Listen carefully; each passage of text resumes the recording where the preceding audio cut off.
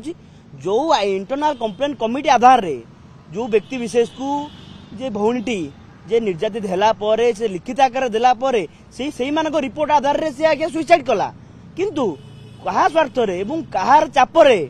Police कहा चापरे को भली भाबे से इंटरनल कंप्लेंट कमिटी को तदंत परिसरभुक्त करूनी। द्वितीय विषय रहिला प्रथम दिन रू से विषय आम कही आसु जे जो छात्र संगठन माने जो माने उसकौथिले जो माने सिग्नेचर कैंपेन करैतिले सेमानकु पुलिस एक पाखिया जो भली भाबे तदंत परिसरभुक्त एभी पर छात्र नेता मानकु केवल करागला किंतु जो माने उसकैतिले जो माने सिग्नेचर कैंपेन करैतिले जो माने से एचओडी सहित संपर्क थिला एवं जो माने एचओडी सहित रात्रि भोजन करी ता पर दिन सिग्नेचर कैंपेन करैतिले सेमानक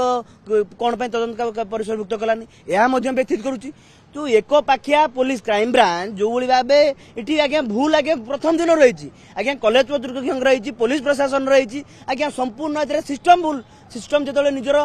निजर भूल को लुचाई दुई जन छात्र नेता को राति अधा गिरफ कर ये कौ भाई आज्ञा न्याय आज्ञा जो छात्रटीए जे बंचेवाई जे जाइथिला जे स्टूडेंट पाखक जे आत्महत्या जो भौणी देते विद्यार्थी परिषद कार्यकर्ता बंचे निजे